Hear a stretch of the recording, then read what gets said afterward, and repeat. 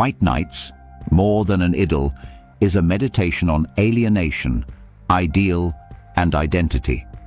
The unnamed narrator, the dreamer, is an urban misfit of Petersburg, for whom loneliness becomes simultaneously a curse and a refuge.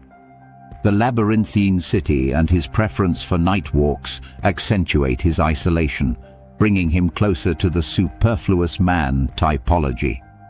In his confessions, he declares himself an intermediate being, withdrawn into the corner of his own room, a sign of a defensive and fragile psychology. The hero's romantic idealism, nourished by reading and fantasies, is treated ambivalently by Dostoevsky, admired for its inner richness, but exposed for its escapism.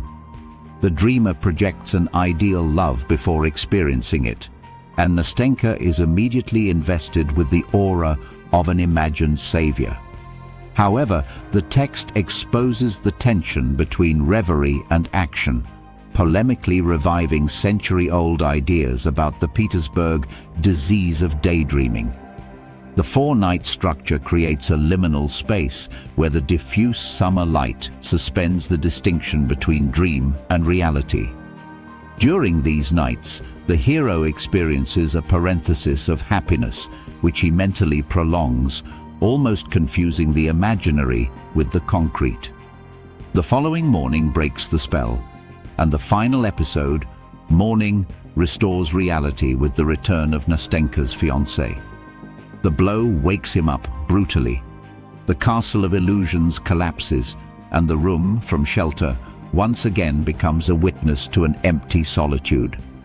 Instead of repudiating the dream, the narrator recognizes its value and core. A moment of happiness can nourish an entire life. The article emphasizes that it is precisely this ambivalence that makes the story so charming.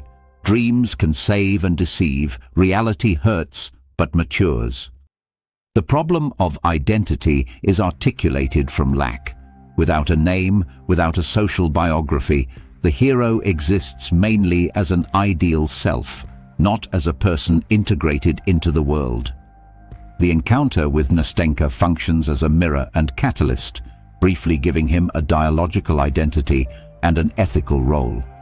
After separation, memory remains, but memory becomes material for building the self, because the dreamer transforms his experience into a story.